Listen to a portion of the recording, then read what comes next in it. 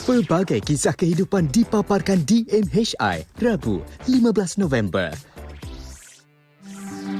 Perkongsian seorang lelaki yang hilang 2 hari dan tidak jumpa jalan pulang. Hanya kegelapan sahaja di sekelilingnya. Apakah misteri di sebaliknya? Benarkah jadi pengemis di kota boleh kaya kerana rakyat Malaysia pemurah? Sejauh mana aktiviti mengemis ini dipantau oleh pihak berkuasa dan bagaimana membendungnya? Dan mendekati kisah peminat unggas dengan keunikan tersendiri pada burung peliharaan mereka. Paparan butiran yang sangat khas untuk anda hari ini. Assalamualaikum, selamat pagi semua para penonton Malaysia hari ini. Semoga dalam keadaan yang tenang, sihat dan pastinya bersemangat menonton Malaysia hari ini. Kami berdua menemani anda, saya Sofia juga bersama. Dan saya Naz Rahman. Dan kita juga, selalunya saya nampak Sofia ni selalu ceria-ceria di pagi hari kan. Tapi hari ini hijau dan hitam. Ada yang istimewa hari ini ke? Semestinya hari ini adalah hari yang sangat penting di mana kita menunjukkan solidariti kita sebagai umat Islam. 15 November menunjukkan 35 tahun yang lalu telah pun diisytiharkan oleh Perdana Menteri Palestin iaitu Yasir Arafat berkenaan dengan kemerdekaan Palestin. Walaupun pada ketika ini kita melihat begitu sengsaranya masih berjuang demi kemerdekaan dan bertaruh nyawa, tapi ini cara kita, Nas, untuk menunjukkan solidariti kita warna Palestin. Tepat sekali, kalau kita nak mengangkat senjata untuk kita terbang ke sana mungkin akan cause international incident sebegitu. Jadi kita menunjukkan solidariti dengan warna dan kita akan memberikan atau kita war-warkan yang mutakhir dari Palestin. Tapi sebelum itu, kita war-warkan yang mutakhir dari Malaysia. Kita tumbuhkan diri kepada cuaca dulu, Sofia. Apakah keadaan cuaca kita pada pagi ini? Alhamdulillah. Dan kita nampak terang benderang seperti wajah Sofia. Pastinya ini hari yang elok sekali. Tapi kita melihat tinjauan cuaca pagi ini sememangnya cerah di semua negeri. Alhamdulillah. Kota Baru ada hujan sikit pagi-pagi tadi. Sedikit. Hujan sejuk menenangkan kita. Puan bencana pula kita melihat. Walaupun tabnya di Shah Alam, tapi apa kita nampak di sini banjir di daerah Kedah setakat ini sehingga pada 15 November 9.17 pagi. Jumlah keluarga yang terlibatlah 27 keluarga dan 80 mangsa masih terjejas akan banjir di daerah Kedah ini. Kalau kita nampak pula di map, kita lihat keadaan hujan berterusan. Betul. Yang telah pun dikeluarkan waspada hujan berterusan dijangka berlaku di Kelantan dan Terengganu juga daripada 16 hingga ke 18 November dan juga di Pahang, Sabah juga menunjukkan takat hujan yang akan berterusannya sehingga ke 19 November. Diharapkan anda semua yang berada di negeri yang kita paparkan di skrin pada ketika ini berwaspadalah dan memberikan satu perancangan yang khususnya bagi mereka yang keluar bekerja dan bersekolah. Tapi tiada perancangan untuk rakyat Gaza yang masih dibelenggu rejim Zionis buat masa ini.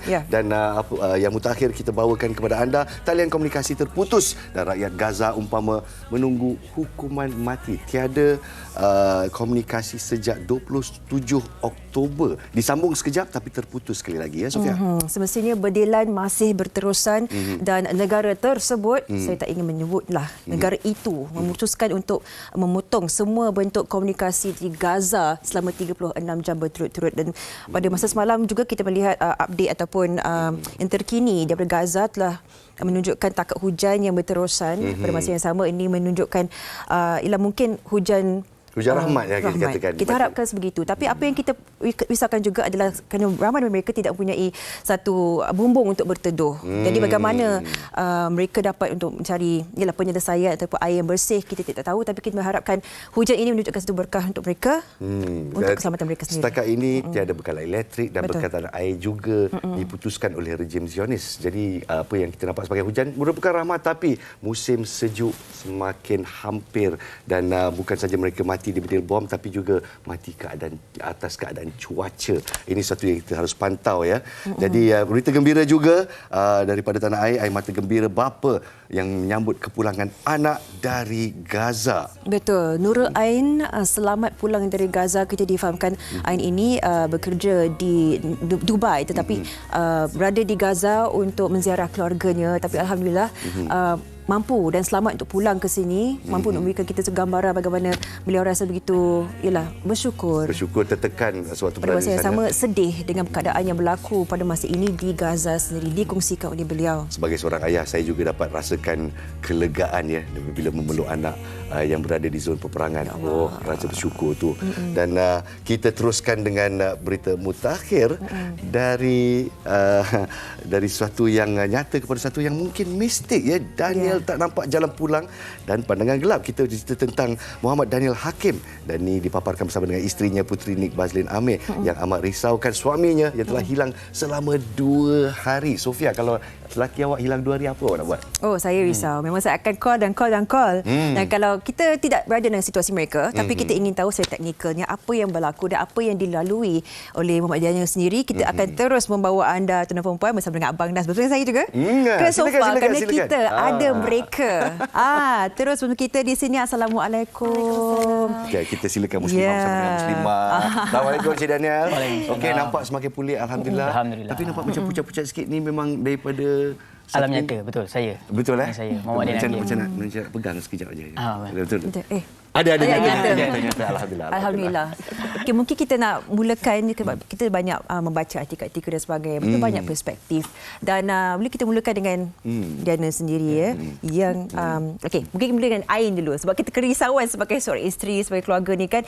Bila mula-mula berlaku, bagaimana puan nak ceritakan sedikit bila last berhubung, bila rasa perasaan tu macam dah mula takut dah ni, suami tak ada ni, dah hilang. Okey, first tu selalu dia memang dah biasa balik naik train. Okay. So hari Rabu petang tu saya memang akan contact dia setiap petang, macam tanya bila nak balik semua kan. So last saya contact dia pukul 6.30 petang hari Rabu. And lepas tu dia dah tak reply message lah. Tapi saya fahamlah, tak apa, dia mungkin kerja. So saya pukul 7 tu saya contact balik. Dah gerak ke? Sebab before tu dia kata kat saya nak gerak pukul 7 macam tu. Daripada office lah. Okey. So dah call saya, dia tak balas mesej, saya call dia. Call banyak kali tak angkat. Lepas tu waktu tu dah 1 tick dia punya phone. So saya pun macam positive thinking lagi sebab mungkin bateri dia mati. So saya pun tak apalah, tunggu. Sampai keep calling lah dalam masa yang sama kan. So saya tunggu sampai pukul 11.30 malam sebab train lah 11.30 malam. So saya tunggu, tak ada berita juga. Pukul 12 lebih, pukul 1 lebih dia tak balik, tak sampai rumah. Saya pun contact lah kawan-kawan dia yang dia biasa jumpa. Kawan office dan juga kawan luar lah. Lepas tu diorang kata Daniel dah tak ada kat office dan tak ada dengan diorang. Tak ada. Sejak pukul berapa? Memang office kata dia keluar office dalam pukul 7 lebih. Daripada office dia keluar.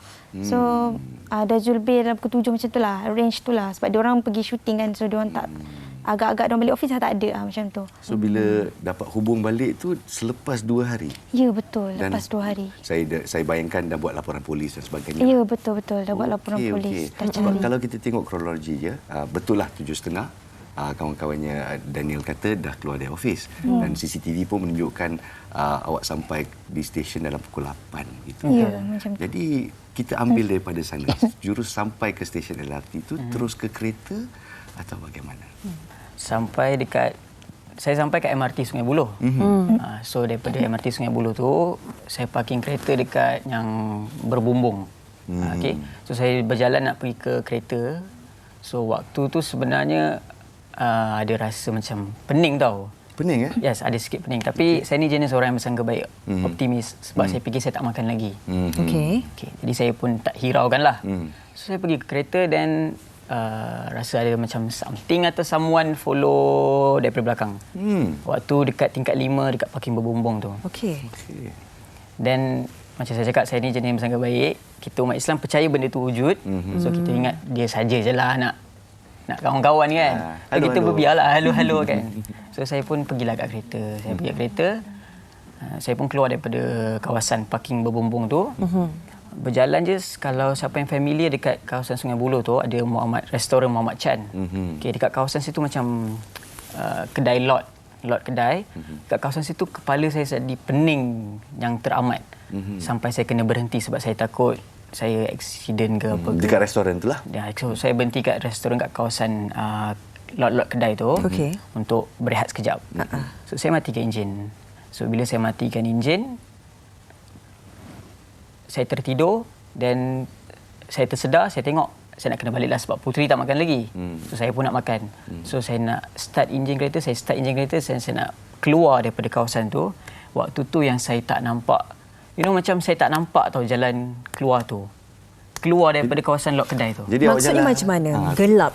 Okey, waktu tu kawasan saya nampak real, nampak jalan raya, nampak bangunan, jelas. nampak kereta jelas macam kita sekarang ni. Okey. Cuma saya dah datang situ banyak kali. So depan Muhammad Chan tu dia ada keluar ke jalan raya besar. Tapi jalan tu saya tak perasan, saya tak nampak. Tapi dalam keadaan kepala yang saya tengah sakit, saya fikir saya terlepas pandang. Jadi saya buat satu round lagi nak keluar. Bila saya round kat belah belakang, saya sampai kat blok belakang. Waktu tu yang tiba-tiba pandangan saya jadi macam gelap. Dia jadi macam makin menggelap, macam pitam. Macam kita pitam makin menggelap. Just kali ni dia lain sebab bukan saya yang mata saya yang jadi makin lama makin gelap. Luar kereta, yes, dia macam makin lama makin gelap, dan jadi pitch black daripada depan, belakang, kiri, kanan, bawah. So saya stop kereta tu sebab saya takut. Saya tak tahu ke mana lah, takut lah kan. Saya berhenti kereta, saya mati enjin dan daripada situlah saya terperangkap kat dalam kereta, saya tak keluar. So awak ada dalam lot tu lah juga ya? Saya rasa mungkin saya dalam lot tu lah. Just saya tak tahulah. Pada ketika itu, mungkin dalam keadaan sedar tak tahu apa realiti yang bukan. Ada terdetik nak terus menghubungi isteri, mendapatkan pertolongan ke? Adakah terdetik apakah yang menghentikan Daniel daripada melakukan sesuatu? Atau hubung isteri? Okey.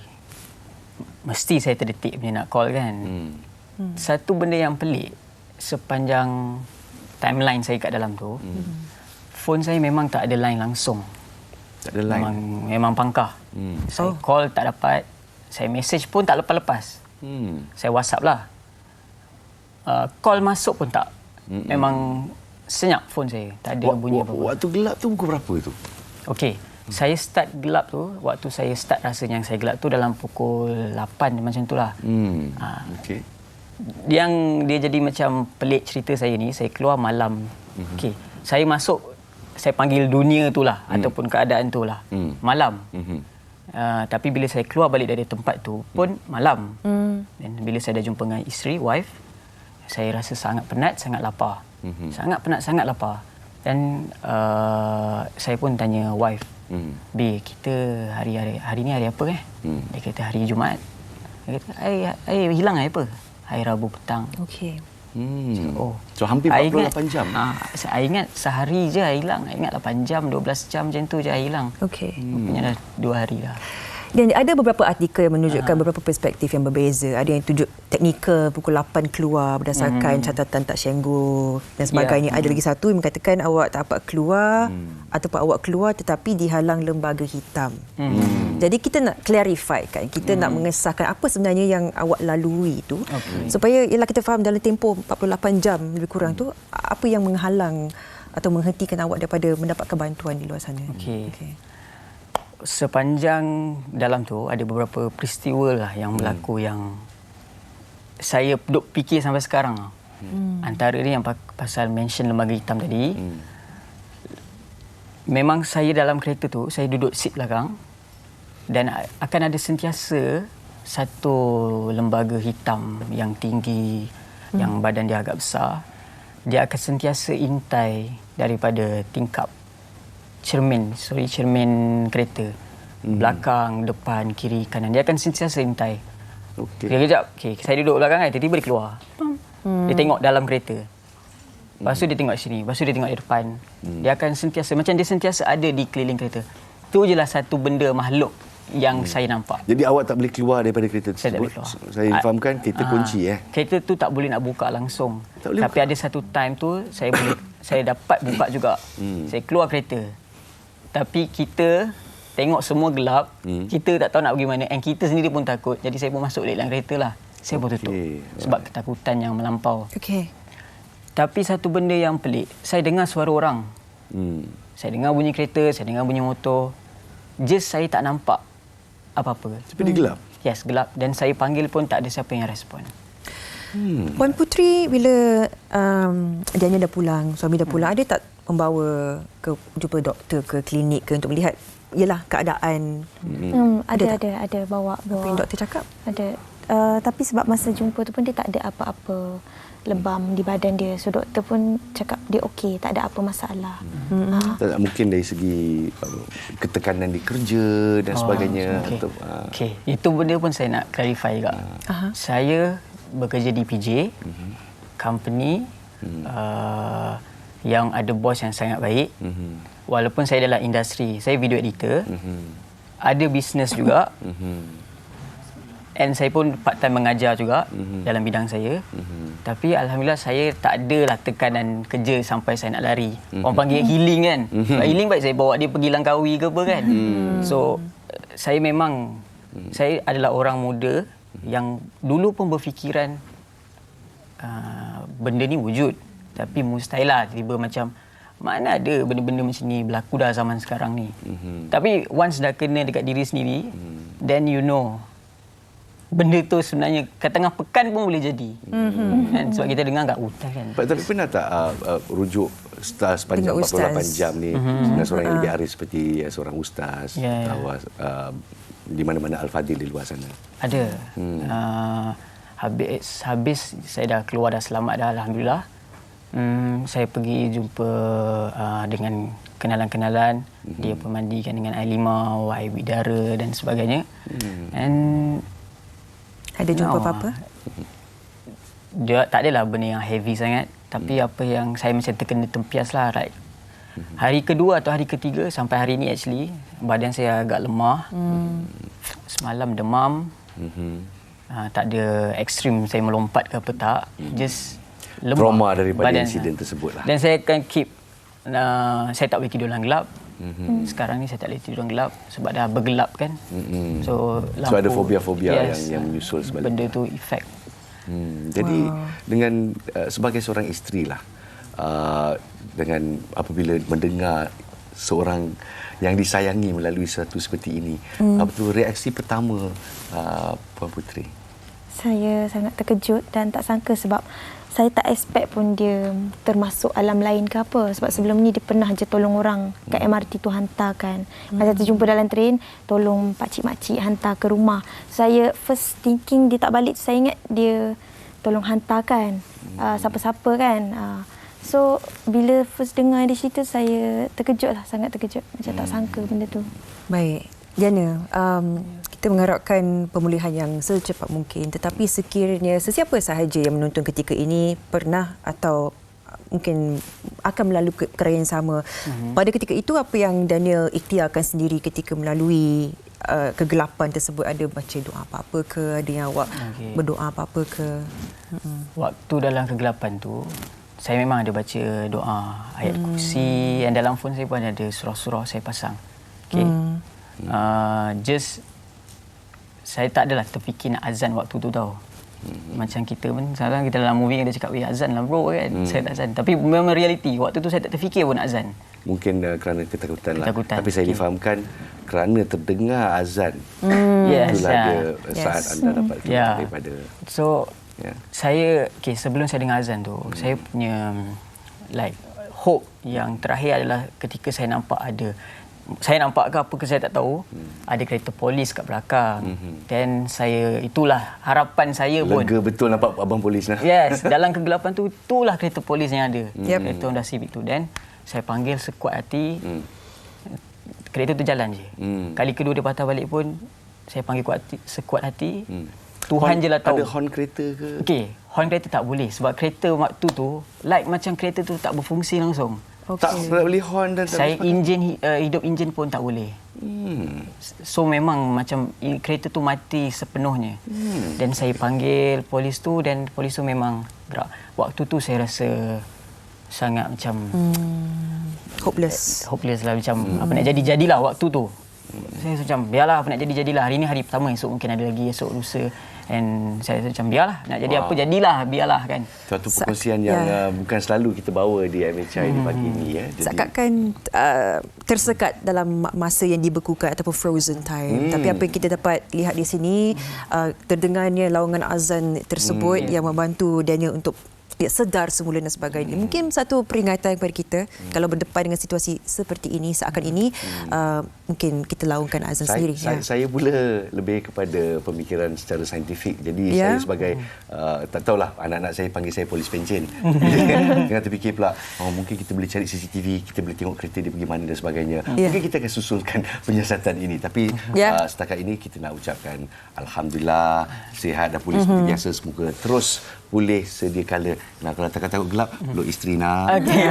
Terima kasih Sidi dan MHI. Dan seterusnya kita ada banyak lagi pengisian yang seterusnya berkenaan dengan pengemis kaya. Adakah rakyat Malaysia terlalu baik hati sehingga pengemis-pengemis kita terus berleluasa dan mengambil kesempatan ke atas kebaikan kita?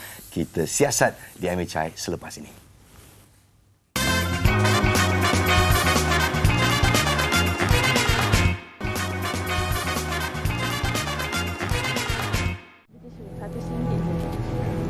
Saya jatuh masa kerja. Terima kasih. Lepas tu nak tisu RM100. Terima kasih.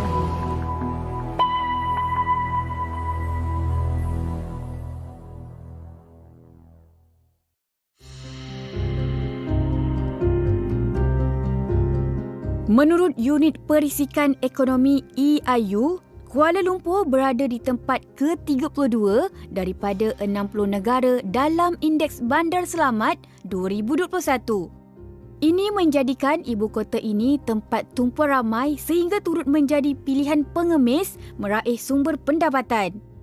Antara lokasi kewujudan koloni pengemis adalah seperti di Chowkit, Subang dan Shah Alam. Ada segelintir yang mengambil kesempatan dengan menjual barangan kecil seperti tisu, buah-buahan dan kerepek sambil mengemis menagih simpati. Hasratnya cuma satu, demi wang. Sama ada untuk menyara diri atau mengumpul kekayaan. Menurut satu artikel daripada Akhbar Kosmo menyatakan, pengemis warga asing boleh meraih sebanyak RM8,500 sebulan dengan hanya meraih simpati. Untuk itu, kru MHI turun melakukan eksperimen sosial sebagai seorang pengemis jalanan dengan menjual tisu di Kampung Baru, satu daripada lokasi tumpuan orang ramai di Kuala Lumpur. Pak Cik nak beli tisu? Ya? Beli tisu, RM100 je. Terima kasih. Kenapa kaki? Saya jatuh masa kerja. Terima kasih. Makcik nak tisu RM100 je. Bagilah RM5. Terima kasih.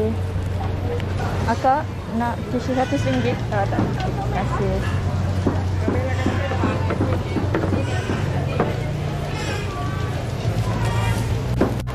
Tak apa. Terima kasih. RM100? Aduh. Kenapa murah sangat? Tuh, saya datang pun daripada Johor. Murah-murah. Terima kasih, Cik. Pak Cik nak tisu RM100? Terima kasih. Allah, baki tak apa. Apa? Terima kasih. Terima kasih bang, mohon rezeki. Cik. Tak apa. Tanya. Terima kasih. Nanti cakap RM100 je. Tak apa bang. Terima kasih. Sebentar tadi, itulah dia eksperimen sosial yang kami lakukan di sekitar Kampung Baru sebagai seorang pengemis. Saya berjaya memperolehi sebanyak 10, 20, 30, 4, 5. Sebanyak RM42 kurang dari 15 minit. Jadi persoalannya, adakah disebabkan rakyat Malaysia bermurah hati membuatkan golongan pengemis ini semakin berani dan berleluasa untuk meminta sedekah? Apa pula reaksi orang ramai apabila berhadapan dengan pengemis jalanan? Penguatkuasaan kerajaan sendiri sama ada bertindak secara keras ataupun secara adil, not only pengemis luar negara, kita boleh katakan, tetapi mungkin juga berlaku pengemis dalam negara, iaitu orang yang boleh menjadikan carrier dengan pendapatan RM100 atau RM200 sehari adalah pendapatan yang sangat mewah pada ketika ini. Kalau ada pada diri akak ni kesian tengok. Apalagi orang tua kan. Tak sangguplah nak tengok dia, apalagi cakap belum makan macam mana. Itu akak bagilah. Sebab kesian tengok dia berjalan-jalan, bak tisu kan. Jadi yang kena akak kalau macam-macam benda macam tu memang akak kasihan. Kebanyakan rakyat Malaysia memberi sebab diorang satu nak invest untuk pahala diorang. So sometimes ada juga fikir was-was duit tu diorang buat apa ke apa, tapi once kita niat untuk menderma, so kita bagi je lah. Orang kata pengemis yang sedikit, orang cakap. So yang benda tu kita tak boleh nak elak. Sepatutnya saya rasa ada jugalah pihak yang berwajar untuk ambil tindakan lah, sebab selalunya orang-orang tu dia macam kadang-kadang dia mengambil kesempatan jugalah bila first time kita nampak dia, dan rakyat Malaysia ni dia mungkin kesihan lah, dan juga dia akan memberi, dan juga kadang-kadang nanti dia akan, orang yang sama kita akan nampak dia akan berulang kali lah datang untuk meminta dekat kawasan yang sama. Menurut rekod, pada tahun ini, seramai 560 pengemis ditahan pada Januari hingga Ogos dalam operasi membantras pengemisan yang dijalankan oleh Jabatan Kebajikan Masyarakat. Daripadanya, sebanyak 380 ialah warga asing dan 180 rakyat tempatan. Akta Orang-Orang Papa 1977 diperuntukkan bagi menjaga dan memulihkan orang papa dan bagi mengawal kutu rayau. Tetapi tiada sebarang hukuman berat dikenakan seperti penjara, denda dan sebagainya. Apakah peranan kita sebagai masyarakat bagi menanganinya? Adakah penguatkuasaan perlu dipertingkatkan agar isu ini dapat dikurangkan?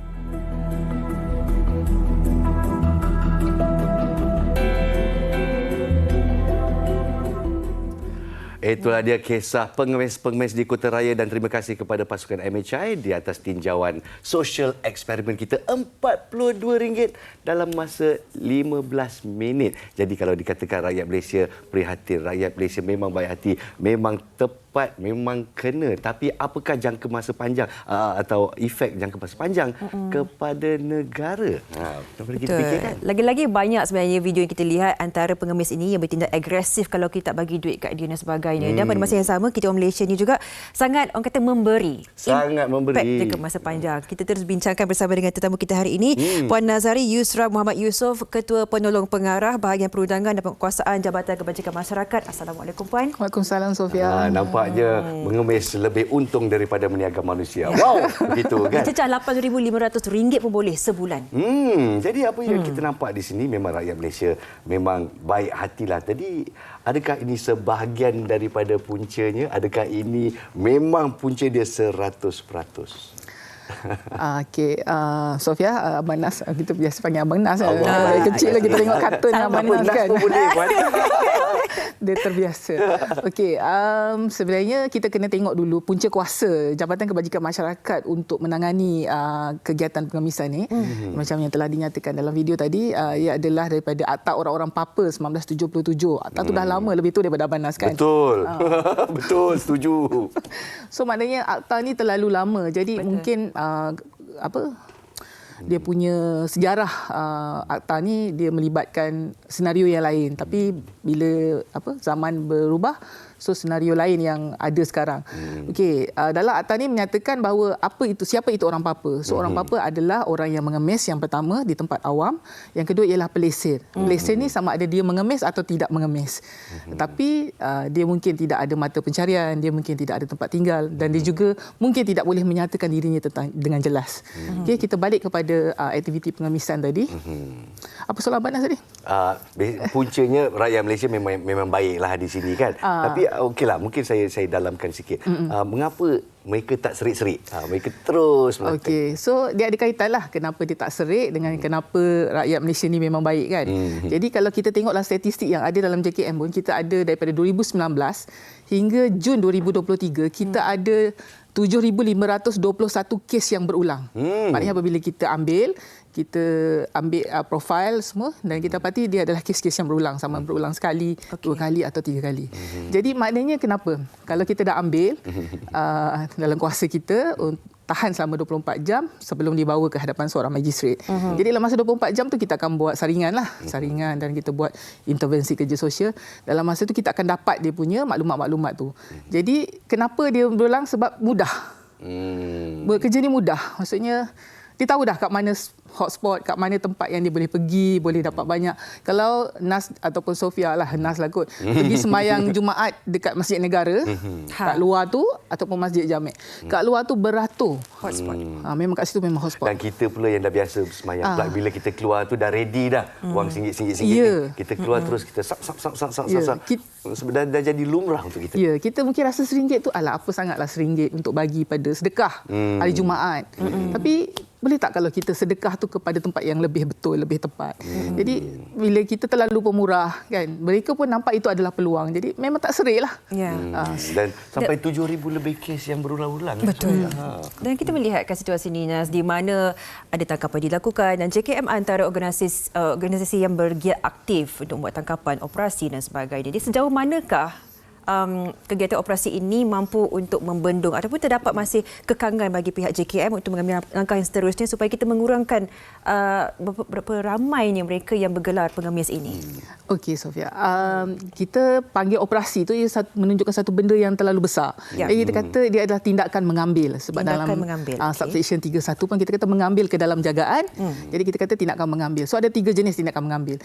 Satu yang pertama ialah secara ad hoc ataupun berdasarkan aduan. Yang kedua secara berkala atau berjadual, yang ini memang dah plan daripada awal tahun. Berapa kali kita nak buat tindakan mengambil ni sepanjang tahun. Mungkin sebulan sekali, 2 minggu sekali berdasarkan lokasi. Kalau KL tu mungkin lebih kerap. Kalau mungkin daerah di Batu Pahat tu mungkin kurang sikit. Mungkin di Bacuk, Kelantan tu lagi kurang. Jadi yang ketiga ialah secara bersama. Tindakan mengambil secara bersama dengan agensi-agensi penguatkuasaan yang lain. Yang ini mungkin melibatkan polis, melibatkan PBT, immigration. Dan pelbagai agensi lain lah yang akan turut serta dalam ini. Jadi kita kata kenapa JKM yang dilihat sebagai yang paling ketara? Sebab dalam subsection 31 tu menyatakan mana-mana pegawai yang diberi kuasa oleh pihak berkuasa tempatan atau seseorang pegawai kebajikan masyarakat. Jadi orang nampak yang tu, pegawai kebajikan masyarakat. So orang nampak itulah lead agency. Sebenarnya dia sebut mana-mana pegawai dilantik yang diberi kuasa oleh pihak berkuasa tempatan, tapi sebab kita nampak pegawai kebajikan masyarakat, pegawai di Jabatan Kebajikan Masyarakat lah. Okey. So dalam statistik yang samalah 2019 hingga Jun 2023, kita ada 6,998 tindakan mengambil. So daripada ni 4,800 tu adalah tindakan mengambil secara ad hoc ataupun secara aduan, berdasarkan aduan. Untuk yang secara bersama dan 700 lebih, tak salah saya, dan selebihnya adalah secara berjadual. Jadi maknanya kita memang kerap pergi tu untuk berdasarkan aduan lah. Jadi orang kata, okey ni JKM ni ada pengemis duduk bawah jambatan, mengemis dengan anak 2-3 orang contoh kan. Kita pun pergi. Itu kita kira satu lah. Jadi next time mungkin tempat lain tu kira. Jadi kita berdiri di sini, MHI, kita menaikkan martabat JKM di sini kerana saya rasa tak adil bila orang ramai di luar sana, inilah nampak dong bersiteran, JKM tak buat kerja. Asyik-asyik JKM juga yang kena, tapi kita kena faham JKM juga mempunyai kekayaan dari segi kaki tangan, dari segi infrastruktur dan juga resources.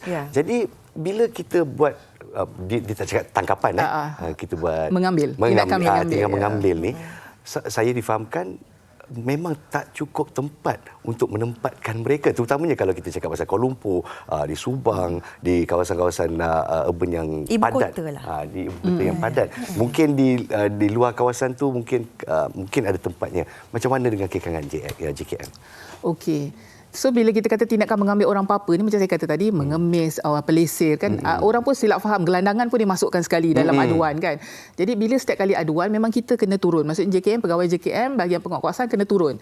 Jadi sama ada kes tu genuine atau tidak, kita kena turun. Kita kena turun untuk menyiasat. Jadi bila kita ambil, kalau katalah memang betul kita pergi kat situ ada orang apa-apa berkenaan, kita ambil dalam masa 24 jam yang saya kata tadi sebelum bawa kepada magistrat, kita akan saring. Jadi sekiranya orang-orang ini adalah contohnya pendatang asing. Pendatang asing ni pun bukan satu jenis. Dia ada pendatang asing yang sah, ada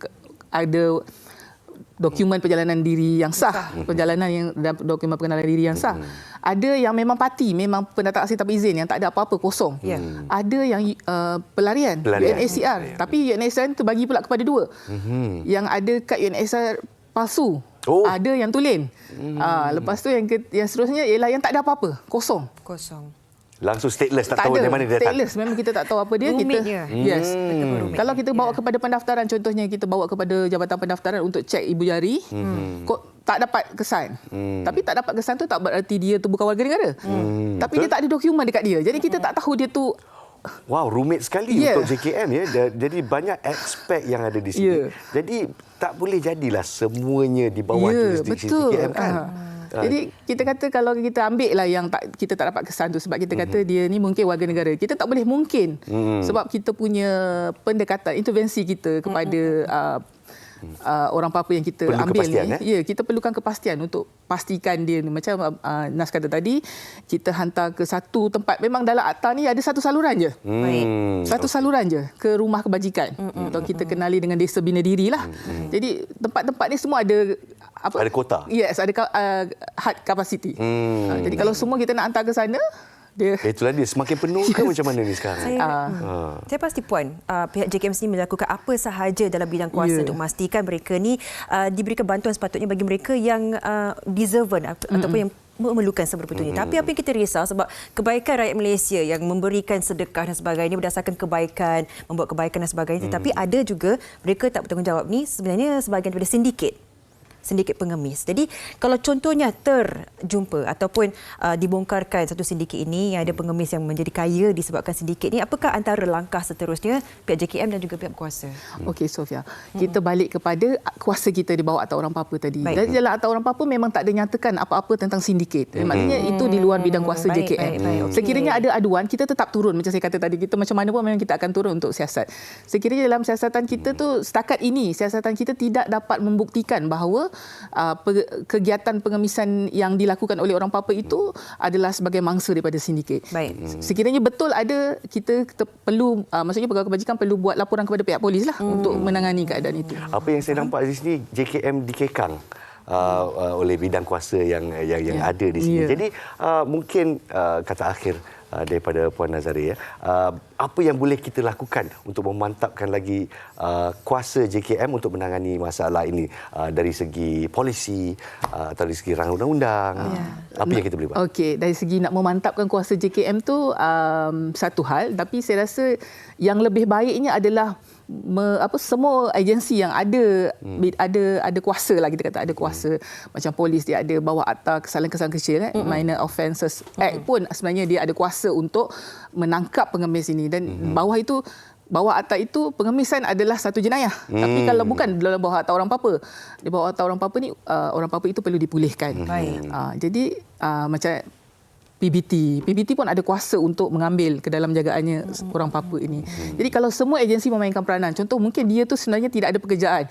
So rujukan terbaik adalah Kementerian Sumber Manusia untuk mencari job matching kepada orang Papua ni tadi. Kalau kita kata orang tu tak ada rumah, jadi siapa yang mungkin dari segi perumahan, KPKT, dari segi PBT yang boleh menyediakan rumah, yang boleh menyediakan bayaran sewa rumah dan sebagainya. Jadi kalau semua agensi bergabung dan memainkan peranan masing-masing, dan dia sehala kita memang mantap lah, tak perlukan kuasa pegawai JKM ni ditambah. Jadi pendek kata, janganlah agensi-agensi kerajaan dan juga badan-badan yang sewaktu dengannya tu bekerja dalam satu silo ya. Kita harus share data dan kita harus menggambling tenaga bersama-sama untuk tangani termasuk rakyat Malaysia juga. Terperanjat juga bila kita dengar statistik lebih daripada 7,000 adalah repeat offender. Maknanya kita dah bawa dia ke tempat kebajikan, dia keluar balik dan dia buat lagi. Jadi kita nak ucapkan terima kasih kepada Puan Nazari Yusra Muhammad Yusof, Ketua Penolong Pengarah Bahagian Perundangan dan Penguatkuasaan Jabatan Kebajikan Masyarakat. Terus berkhidmat untuk rakyat Malaysia. Terima kasih Puan Nazari. Terima kasih Nas, terima kasih Sofia. Kita buat baik daripada berilmu dan memastikan kita tidak menjurus ke arah jenayah, memberikan mereka lebih peluang untuk mengeksploitasikan rakyat Malaysia. Baik, kita akan berehat seketika. Sekembalinya kita akan berbincang tentang Dapur Tempur Selebriti. Siapa bergaduh dalam dapur ni? Semuanya selepas ini di MHI.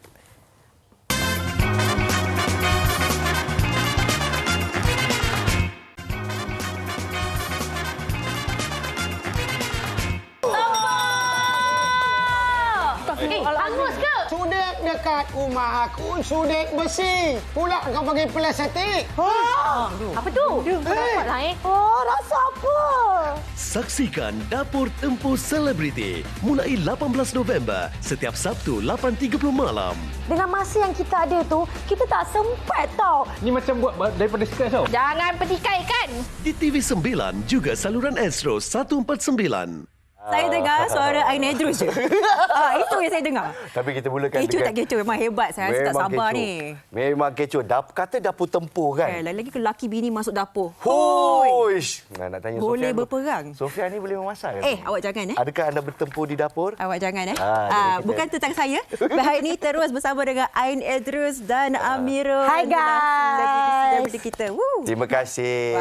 Ain. Cuma nak tanya ni lah. Boleh tak tukar colour sofa? Sama lah. Saya tahu tapi inilah katakan colour matching. Oh, colour matching. Sampai ke sofa-sofa kita matching. Walaupun nampak macam grey kelabu begitu tapi hati dan personaliti anda terpancar. Kenapa Abang Nas? Amirul relax je. Dia diam je. Mesti lah dia taktik orang dekat dapur tempur So Ain yang bising-bising, relax, hang buat kerja je. Macam tu cerita dia. Ini pertama kali Ain dan juga Amirul bergabung memasak dalam dapur khususnya untuk dapur tempur ni. Perasaannya dan setakat ni macam korang punya anda punya sinonim dinamik macam mana? Okey, ini kita orang pernah masuk jugalah rancangan memasak dekat TV. Tapi tu kita lawan kan? Kita lawan berdua lah. Lawan berdua tau. Rasa-rasa siapa menang? Agak-agak. Amirul. Tak sebut langsung nama Ain. Tak, selalu orang yang bising-bising dalam dapur ni dia bising tapi dia tak boleh buat kerja. Orang diam je ni dia akan buat kerja. Awak berani cakap Ain Okey.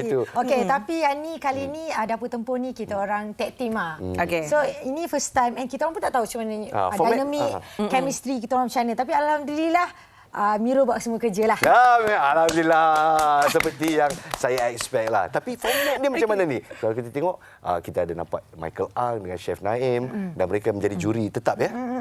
Jadi ada berapa challenge yang dia ada kan? Okey, ada so berapa cabaran? time tema kita orang adalah makanan barat western. Memang bukanlah forte. So sebenarnya Ain masuk dapur tempur ni sebab Ain dengar memasak, Ain macam okey tak apa, suami aku pandai masak so aku akan harapkan dia je.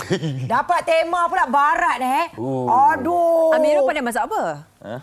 Fortenya apa? Sikit-sikit je lah. Sikit-sikit apa? Makan Melayu ke? Makan Melayu ke? Makan Melayu lah banyak. Melayu. So western memang tak pandai masak langsung? Jarang betul lah. Susah. Kenapa jawab pandai saya? Pandai diorang. Tapi jarang lah. Jarang lah. Jadi kalau masakan Melayu tu dia lebih kepada masakan Minang ke, masakan Utara ke, Selatan ke. Masakan Nagori. Tengok dia pandai. Saya tak boleh lah. Saya tak boleh tengok mereka ni. Sebab kalau ada macam tu, dia shy. Dua-dua gelakkan dia. Janganlah. Bukan sebab saya terhibur. Memang kita follow dia kat media sosial. Kan? Bila tengok dia bertempur ni, saya bayangkan. Okay, contohnya bagi anda berdua persiapan lah. Kan? Okey, Amirul yang masak. Ain penyokong. Okay, apa kita masak jugalah. Okeylah awak tolong dia. Tolong macam itulah kan. Tolong. Persiapan macam mana? Persiapan. Okey. Ada belajar menu ke? Dari Mirul Ain tak rasa dia belajar apa-apalah. Dia cuma macam tengok resepi, okey. Dia go. Sebelum start bertempur tu pun baru tengok resepi tau. Kita dah bagi resepi dari 2 minggu lepas. Ain siap praktis masak kat rumah. Praktis? Kita kan tak hati masak. Kurang. So Ain siap praktis masak satu menu tu kat rumah. Sekali masuk dapur tempur. Jadi lain pula Jadi lain. Ada tas lain pula. Apa tas dia boleh tak cerita sikit? Tak boleh cerita kan. Tak boleh cerita Kenalah tengok. Kenalah tengok. Jadi awak competition antara Aceh dengan Ann untuk episod pertama ni. Jadi macam mana bertempur dengan Aceh? Aceh ni dia tak boleh guna sudet besi, dia kena guna sudet plastik. Tapi walaupun guna sudet plastik, cair dia cair dan tidak takut untuk dikritik. Macam mana lawan dengan dia orang? Okey. Okey, best. Aceh pun macam Ain juga. Aceh macam Ain. Okey. So, awak nak kata Aceh pun macam fungsi dia cuma menyorak. Macam tak ada tolong sangat masak. Macam saya masak, dia orang bercakap lah. Wow, saya boleh ambil scene ni. Ini sama scene dia macam saya dengan isteri saya. Ya ke? Dia akan pressure saya macam tu dan saya akan... Taklah, saya rasa awak yang no. Tidak. Dengan isteri lain awak? Okey. Kita nak tunggu jawapan Mirul tu macam semua macam krik-krik. Apa dia nak jawab ni? Reverse ni live tau. Okey, silakan tanya lagi. Okey. Untuk audiens kita lah. Apa yang mereka boleh harapkan daripada Dapur Tempur dan episod pertama? Kalau dah harapkan takkan nak habis lah. Dah habis dah. Habis dah. Yulang kau totet. Kena harapkan. Amir nak dengar suara Amirul. Cakap. Saya harapkan Ya. ada lagi lah dapur tempur untuk... tak ada sana. Oh, tak nak lagi? Tak nak. Tak nak buat lagi? Tak nak buat dah? Ada Kau tak nak buat dah? Nak buat ke tak? Nak. Kenapa saya tolong jawabkan? Saya tak tahu. Yang ini sketsa yang nak buat sendiri ke memang dia betul-betul macam ni kan? Serius.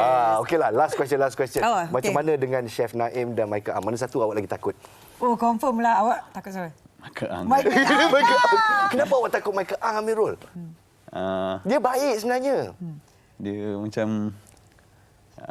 cakap cover. Dia tak boleh lah. Jangan keluarkan jujur-jujur terus. Kenapa takut? Cara cakap macam garang lah. Tapi actually dia baik lah. Okeylah.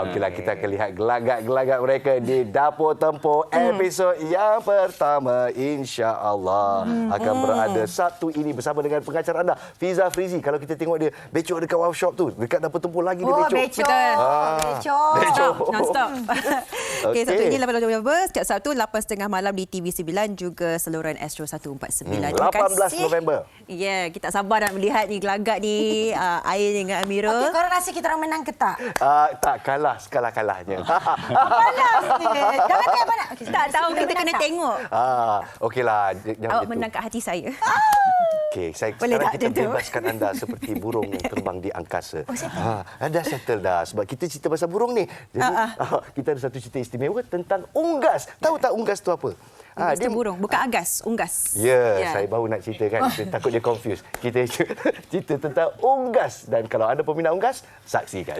Malaysia hari ini. Unggas.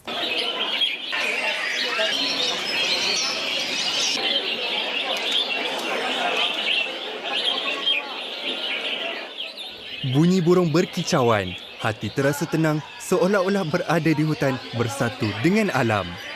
Setiap burung mengeluarkan bunyi yang berbeza, mengasyikkan, terutama bagi pencinta haiwan ini. Karakter yang pelbagai dan keunikan tersendiri daripada segi bentuk, rupa, warna dan bunyinya ialah tarikan bagi setiap burung. Bagi Jason Lim dari Gurun Kedah, minatnya terhadap burung, terutama burung murai kampung, merbah jambul dan murai batu sejak dari kecil lagi. Sejak 2009, hobi membela burung dilakukan secara serius, terutama apabila minatnya dikongsi bersama bapa yang turut menjual burung. Beli lagi burung yang 2-3 ribu pun ada, 5-6 ribu pun ada. Lebih daripada 200 ekor lah saya belah. Ciri-ciri burung saya suka makna dia memang potensi, datang bon, tak menakut, main. Itu yang saya cari. Banyak jenis, bagi umbaran, lepas tu bagi makan dengan cara elok, jemur matahari. Memang pakai masalah belah burung. Memang minat burung saja. Seni gaya dia memang puas hatilah. Family I memang support I main burung. Ketenangan yang diperolehi ketika melihat dan mendengar bunyi burung membuatkan Siti Anisha Saad dari Puchong Selangor terpesona dengannya. Dia merasakan tiada masalah bagi seorang wanita untuk membela burung sebagai hobi. Burung yang dibela didapati dari kawasan kampung di Kedah dan juga Kelantan. Apatah lagi, suami Anisha turut mempunyai minat yang sama. Burung kegemarannya ialah murai batu. Burung ini boleh mencecah harga ribuan ringgit jika pernah menang pertandingan. Dari segi gaya, suara, bulu, kalau biasa tu ambil masa dalam seminggu, 2 minggu. Kena jaga dari segi mandi, makanan. Lepas tu kena jemur dia. Burung pertama, kalau cari macam belah kampung macam tu, dia murah je. Ada dalam 250, 300 lebih. Kalau macam beli yang burung yang dah bertanding ni, dia harga mungkin ribu-ribu lah. Boleh pergi macam 7,000 lebih, 11,000. Kalau yang macam jenis ekor panjang tu, dia boleh pergi dalam 15,000. Pada Ahad lalu, ratusan peminat unggas berkumpul di Rawang Selangor bagi menyertai pertandingan Burung Amal 2023 dan yang terbesar diadakan pada tahun ini. Dianjurkan oleh Persatuan Peminat Unggas Malaysia, lebih 700 ekor burung yang menyertainya. Pertandingan ni sudah lama, saya rasa sejak tahun 2000 lagi. Kita stop sekejap masa PKP, aktif balik semula lah sekarang ni. Persatuan Unggas ni dia buat pertandingan amal Bukan saja di Selangor ataupun di KL. Kita rotate. Next 2 years kita buat kawasan utara. Bukan senang untuk memilih pemenang bagi setiap burung ini kerana ada kriteria tertentu yang perlu dipenuhi. Hanya mereka yang arif sahaja yang tahu. Kecantikan dia ni berpandu pada permainan dia macam orang menari.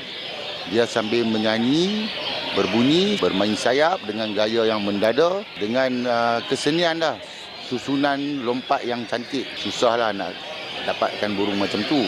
Dan dia boleh bertahan berapa jam, benda yang dia buat tu sama dia maintain. Jadi kita harap ke depan ni benda ni tak akan pupus lah.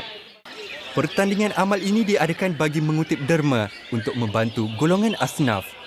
Selain sambutan hangat daripada peserta, pengunjung turut tidak ketinggalan datang menyaksikan acara ini. Peminat burung lah, jumpa kawan-kawan. Oh, dia punya kicau tu best lah. Dia punya bunyi tu kan, gaya, tu paling best lah. Kita jadi asyik lah. Lepak kan, habis penat kerja semua hilang lah. Daripada kecil lah minat burung. Burung jatuh bulu. Jadi tak boleh masuk pertandingan lah. Adat bertanding, ada yang menang, ada yang kalah. Jason memenangi tempat pertama dan kedua dalam kategori burung murai kampung.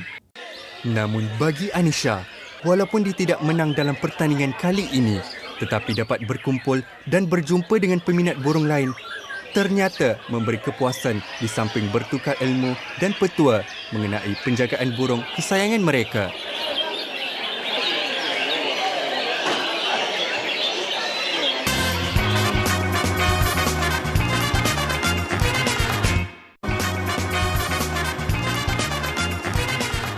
Terima kasih kerana bersama kita. Terlanggar pula kita. Saya excited. Saya nak sebut kat sini, kita tahniah kepada Hot FM menjadi radio nombor 1 di Malaysia dengan pendengar 3.73 juta, menjadikan Hot FM radio station paling hot. Paling hot, nombor 1 di Malaysia. Tahniah kepada anda penonton-penonton sekalian dan pendengar-pendengar juga yang mengundi. Dan jangan lupa pengisian kita esok, cabaran menjaga anak OKU. Sangat-sangat penting ya. Betul. Dan pastinya berdasarkan apa yang kita melihat, social experiment kita tadi RM44 itu akan disalurkan ke tabung Palestin. Semoga perbuatan amalan kita yang kecil ini mampu untuk memberikan satu perbezaan buat mereka di sana. Terima kasih kepada mereka yang berderma kepada tim MHI. RM42 ke tabung kemanusiaan Palestin Media Prima. Assalamualaikum, selamat pagi. Jaga diri.